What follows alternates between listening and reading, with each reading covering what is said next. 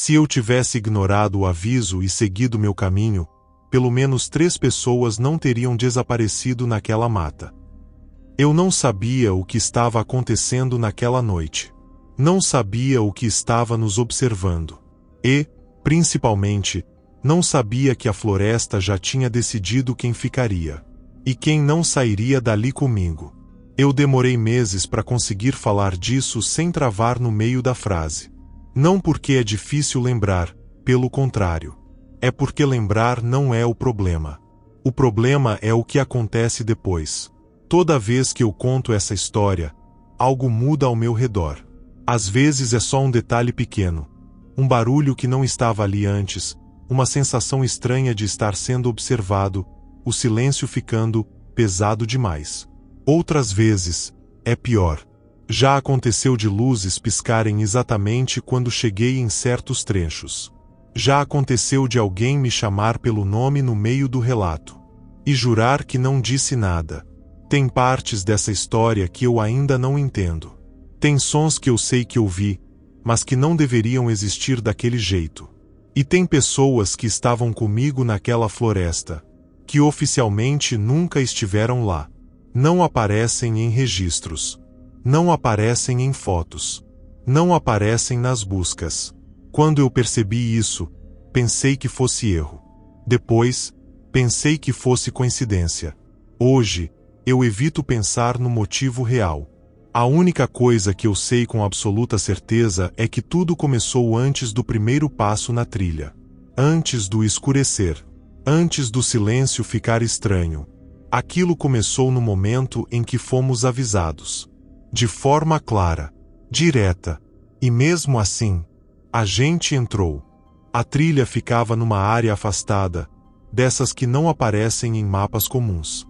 Eu só encontrei o caminho porque alguém tinha deixado coordenadas num fórum antigo, num post sem respostas e com comentários desativados. O último acesso era de anos atrás. Mesmo assim, chegamos fácil demais. Não havia guarita. Não havia cerca. Nenhum sinal de vigilância. Só a mata fechada. E um silêncio que não combinava com o fim de tarde. Nós éramos 5. E naquele momento, isso ainda parecia normal. Eu, Lucas, sempre fui o mais prático do grupo. Gostava de planejar, de seguir horários, de não improvisar demais. A Marina caminhava alguns passos à frente, já com a câmera pendurada no pescoço, empolgada demais com a ideia de fotografar um lugar ainda não tocado. O Henrique vinha do meu lado, atento demais para alguém que dizia estar ali só por curiosidade. A Bia andava atrás, reclamando do sinal fraco e falando qualquer coisa só para preencher o vazio. E o Otávio vinha por último, como se quisesse manter distância de todos nós. A ideia era simples. Entrar pela trilha antiga, caminhar algumas horas, montar um acampamento improvisado e sair cedo no dia seguinte. Nada de exploração profunda. Nada de desvios. Mas logo na entrada ficou claro que aquele lugar não seguia o básico. A trilha era estreita demais, como se não fosse usada havia muito tempo. Mas o chão estava marcado. Não por pegadas recentes. Por marcas antigas, repetidas, sempre na mesma direção. Antes que alguém comentasse, vimos a placa. Ela estava torta, presa por um único prego enferrujado, quase engolida pelo mato. A madeira estava velha, rachada, mas a tinta parecia nova demais. Não dizia proibido. Não dizia perigo. Não citava animais, nem risco ambiental. Só 2 palavras, escritas à mão, irregulares. Não responda. A Bia riu na hora. Pronto. Agora toda a trilha tem mensagem misteriosa? Ela disse, puxando o celular para tirar foto. A Marina achou ótimo. Falou que dava uma imagem perfeita. Eu pensei que fosse vandalismo. Alguma brincadeira de morador da região. Mas o Henrique não riu. Ele ficou parado, encarando a placa por tempo demais. Tão imóvel que chegou a chamar a atenção. Você conhece isso? Perguntei. Ele demorou alguns segundos para responder. Quando falou, a voz saiu mais baixa do que o normal. Já ouvi falar, disse. Mas não assim. A gente insistiu, brincou, pediu explicação. Ele respirou fundo e finalmente falou a frase que mudou tudo. Se alguém ouvir o próprio nome aqui dentro, não responde. Nem olha. Houve silêncio por alguns segundos. Depois, riso nervoso. A Bia fez piada. A Marina revirou os olhos. Eu perguntei se ele estava falando sério. O Henrique deu de ombros. É só uma regra antiga, disse. E regra antiga existe por um motivo. Ninguém discutiu. Ninguém questionou de verdade. Mas também, ninguém rasgou a placa. E enquanto entrávamos na trilha, eu tive a estranha sensação de que aquele aviso não estava ali para assustar quem entrava, mas para registrar quem tinha acabado de chegar. A floresta foi se fechando rápido demais. Não foi uma mudança brusca, daquelas que você percebe na hora. Foi gradual. Quando me dei conta, as árvores estavam altas demais, próximas demais, e o céu já não aparecia inteiro acima da gente. O som da estrada sumiu em menos de 10 minutos. E ninguém comentou isso, o que, olhando agora, foi estranho por si só. A Marina parecia elétrica. Fotografava tudo: troncos retorcidos, raízes expostas, folhas no chão. Comentava sobre luz, ângulo, textura. Ela sorria, mas não era um sorriso relaxado. Era aquele sorriso de quem quer provar que está confortável. A Bia não parava de falar. Falava do trabalho, do sinal de internet, de uma série qualquer. Às vezes, começava uma frase e mudava de assunto no meio, como se tivesse esquecido o que ia dizer.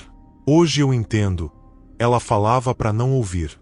O Henrique caminhava sempre perto de mim, atento demais ao chão, às árvores, ao caminho.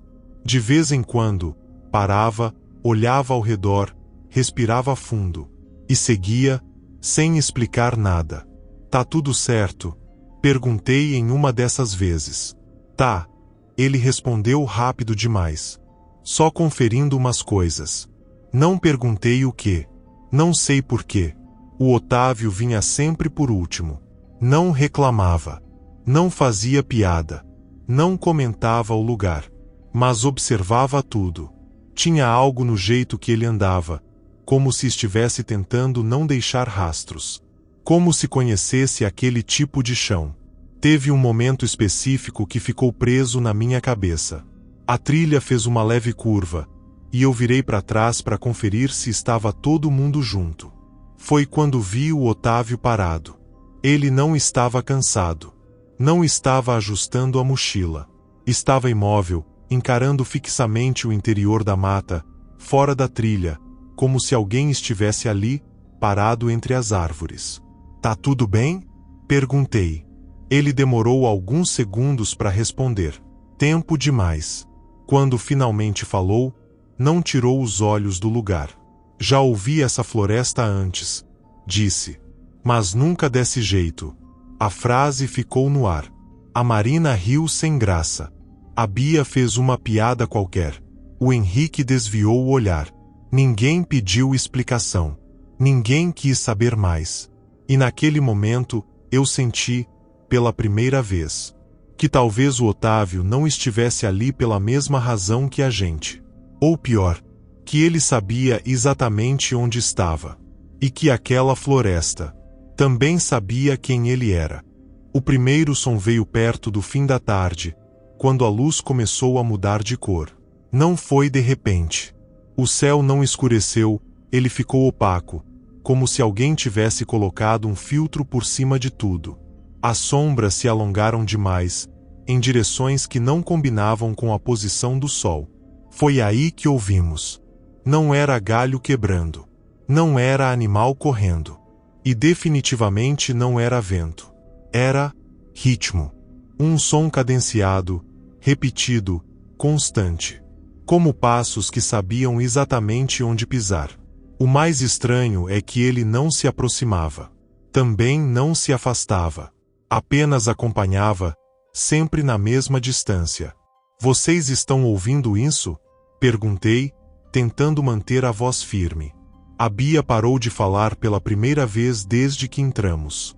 A Marina baixou a câmera lentamente. O Henrique fechou os olhos por um segundo longo demais. Não comenta, ele disse, baixo. Só anda. Continuamos. Mas quanto mais avançávamos, mais a trilha parecia errada. Em 2 momentos diferentes, juramos ter passado pelo mesmo tronco caído.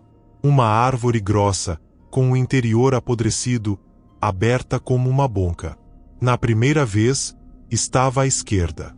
Na segunda, à direita. Ninguém quis puxar o assunto. Mas todos diminuíram o passo. As marcas no chão começaram a chamar atenção também. Não eram pegadas recentes. Eram sulcos antigos, fundos demais, sempre apontando para dentro da mata, nunca para fora. A Marina foi a primeira a quebrar o silêncio. Tem alguém seguindo a gente, disse, quase num sussurro. O Henrique respondeu rápido demais. Não tem. Eu vi, insistiu ela. Entre as árvores. Paramos. O som cessou no mesmo instante. Silêncio absoluto. Nenhum inseto. Nenhum pássaro. Nada. Marina, eu comecei a dizer. Foi quando ouvimos. Lucas. Veio de longe. Mas não ecoou. Era uma voz limpa, clara. E era a minha. Não distorcida. Não grave. Não sussurrada. Perfeita demais. Ninguém respondeu. Ninguém se mexeu. Mas todos olharam para mim. Meu estômago afundou quando percebi algo pior. A voz tinha vindo da direção errada. Não da frente. Não da trilha. Veio de onde já tínhamos passado. O Henrique segurou meu braço com força. Não, ele murmurou. Não reage. O silêncio que se seguiu foi diferente de tudo que já senti. Não era ausência de som. Era expectativa. Como se a floresta estivesse esperando. Esperando uma resposta. A gente percebeu que algo estava errado. Pelo silêncio da Bia. Ela sempre andava logo atrás de mim. Falava alto, reclamava do cansaço, do escuro chegando, de qualquer coisa que desse para preencher o vazio.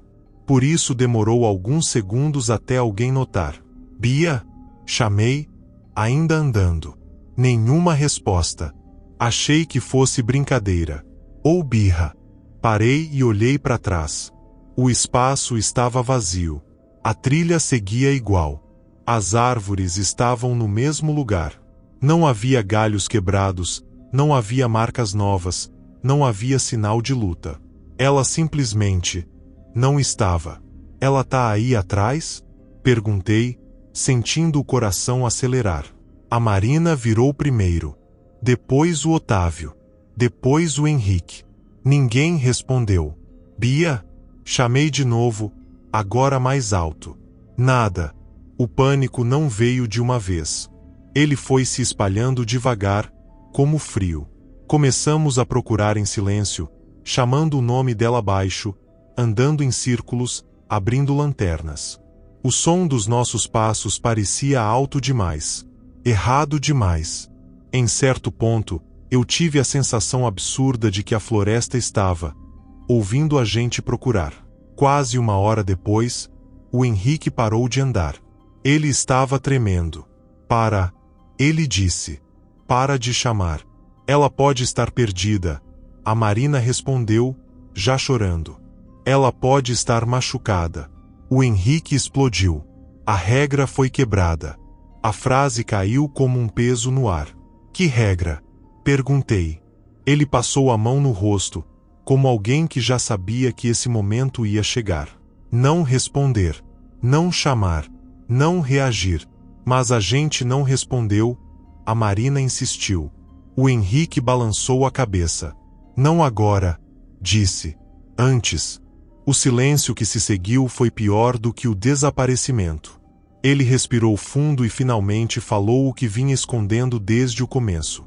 Anos atrás, um grupo tinha entrado naquela mesma trilha. Amigos, turistas, curiosos, ouviram vozes chamando pelos próprios nomes. Riram, responderam, seguiram. Nenhum corpo foi encontrado. Só restaram gravações. Áudios recuperados de celulares quebrados. Mensagens de voz salvas automaticamente. Sempre a mesma coisa. Pessoas chamando por si mesmas. Respondendo a algo que não estava ali. A floresta não responde a quem fala alto. O Henrique disse, a voz falhando. Ela responde a quem se reconhece. A Marina levou a mão à boca. O Otávio fechou os olhos, como se já soubesse. Ela aprende, o Henrique continuou. Aprende o som. Aprende o jeito. Aprende quem você é. Olhei em volta. As árvores pareciam mais próximas. O ar estava pesado, difícil de puxar. E foi nesse momento que eu entendi a pior parte. A Bia não tinha sido levada por acaso. Ela não tinha se perdido. Ela tinha sido escolhida. E agora, depois de ouvir nossos passos, nossas vozes, nossos nomes, a floresta já sabia exatamente quem nós éramos. Nada terminou quando a Bia sumiu. Aquilo foi só o ponto em que a floresta deixou de fingir que estava nos observando. A discussão começou baixa, quase respeitosa demais para a situação. A Marina queria correr. Dizia que ficar parado era aceitar. O Otávio insistia que movimento chamava atenção, que a floresta reagia a desespero como cheiro de sangue. O Henrique já não discutia. Ele estava distante, olhando para o chão, para as árvores, como se estivesse lendo algo que só ele enxergava. Eu preciso ir, disse, de repente. Tem um ponto mais ao norte. Se ainda existir, dá pra corrigir. Ninguém perguntou o quê. E isso foi estranho. Era como se todos soubéssemos que a resposta não nos ajudaria. Ele entrou no mato antes que alguém tentasse impedir. Não houve som de passos se afastando. Só a certeza incômoda de que ele tinha sido aceito pelo caminho rápido demais. Depois disso, o silêncio mudou. Antes, era ausência de som. Agora, era expectativa. As vozes voltaram, mais próximas, mais definidas. Não vinham de um lugar só. Surgiam atrás, ao lado, às vezes de cima, como se as árvores estivessem praticando. Mari, Lu, Oti. Não gritavam, não chamavam, conversavam. Usavam coisas que nunca tinham sido ditas ali. Apelidos de infância. Frases que só existiam em lembranças vergonhosas. O jeito exato que minha mãe falava meu nome quando estava decepcionada. A Marina começou a chorar sem perceber. As lágrimas simplesmente desciam enquanto ela tentava manter a câmera ligada, como se registrar aquilo desse algum controle. O chão ficou macio demais. Afundava alguns centímetros a cada passo, como se estivesse respirando sob nossos pés. As árvores, eu juro que mudavam de lugar quando a gente não olhava direto para elas. E então eu senti, não medo, não pânico, indiferença. As vozes chamavam a Marina com insistência. Sussurravam para o Otávio como se já fossem íntimas. Mas comigo, nada. Meu nome parou de aparecer. Era como se eu tivesse saído do foco. Você percebeu? Murmurei para o Otávio. Ele assentiu, sem me olhar. Você não interessa. Ainda. Aquilo foi pior do que ouvir meu nome ecoando no escuro. Porque, pela primeira vez desde que entramos ali, eu tive a sensação clara de que a floresta não queria todos. Ela estava escolhendo. A clareira não existia antes. Eu tenho certeza disso porque o chão ali era liso demais, sem raízes, sem folhas antigas, como se tivesse sido preparado. No centro, um tronco enorme estava aberto de dentro para fora, rasgado no sentido errado, como se algo tivesse saído ou estivesse esperando. A Marina parou antes mesmo que eu percebesse. Não foi medo que congelou ela. Foi reconhecimento. Ela se aproximou devagar, câmera caída ao lado do corpo, balançando a cabeça em pequenos nãos, como se estivesse ouvindo alguém insistente demais. Não, você prometeu que não usaria esse nome, murmurou. Eu não ouvi voz nenhuma, mas vi a reação no rosto dela. Cada palavra que não chegava até mim arrancava alguma coisa dela por dentro. Marina, tentei chamar, esquecendo todas as regras ao mesmo tempo. O Otávio segurou meu braço com força absurda. Não fala alto. E não chega mais perto. Foi quando ela virou o rosto na nossa direção. Os olhos estavam secos, aliviados. Ele sabe meu nome desde criança, sussurrou. Sabe aquele que eu só usava quando ninguém mais lembrava de mim. O tronco se mexeu. Não como algo vivo. Como espaço cedendo. As fibras da madeira se abriram um pouco mais, revelando um interior escuro demais para ser só sombra. O ar ali dentro parecia mais pesado, puxando o som, puxando a atenção. Ele só quer que eu responda direito, disse a Marina, dando um passo à frente. Disse que é assim que termina. Não responde, o Otávio implorou, pela primeira vez perdendo o controle. Não diz nada. Ela sorriu. E respondeu. Não foi um grito. Não foi um chamado. Foi um sim quase carinhoso. A floresta reagiu inteira. As árvores se inclinaram de uma vez, como se alguém tivesse puxado um fio invisível. O chão vibrou.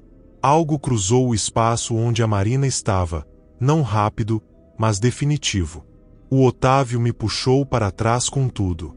Caímos entre raízes e lama enquanto o tronco se fechava com um estalo seco, como mandíbula. Quando olhei de novo, não havia sangue. Não havia corpo.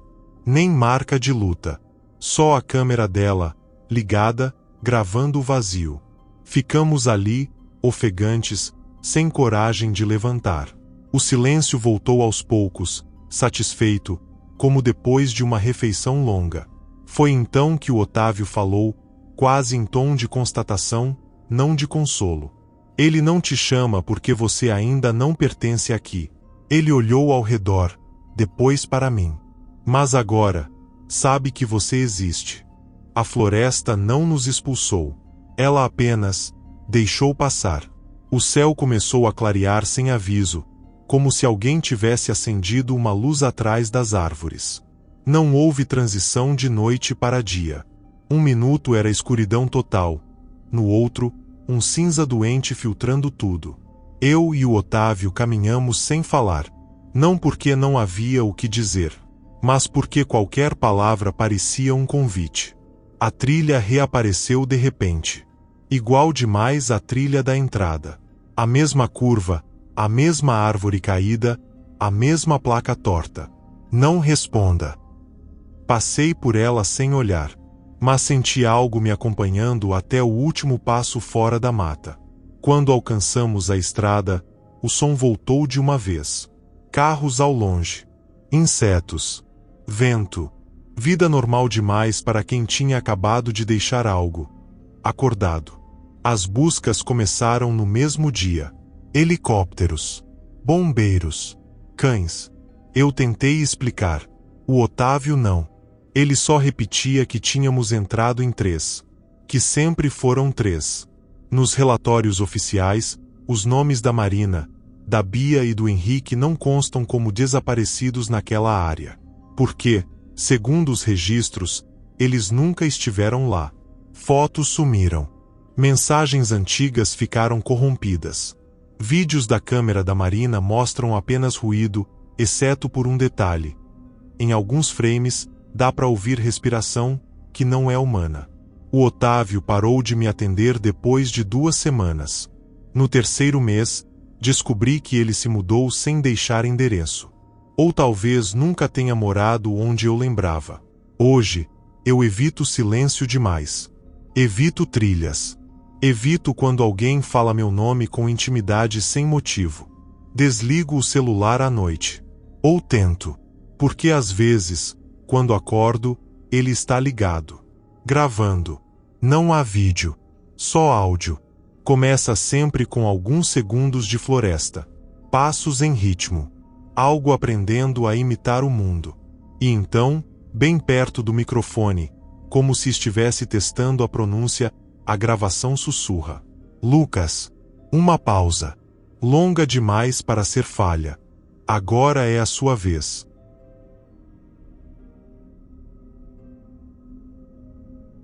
Eu demorei muito para decidir se devia contar isso aqui, porque toda vez que essa história é ouvida, ela parece ficar um pouco mais próxima. Se você chegou até o fim, faz uma coisa por mim. Não ignore avisos estranhos. Não responda quando chamarem seu nome no escuro. E confie naquele desconforto que aparece sem explicação. Se esse relato te prendeu, deixa o like. Ele ajuda mais pessoas a ouvirem e talvez entenderem que não estão sozinhas. Se inscreve no canal. Nem todas as histórias terminam assim. Algumas continuam.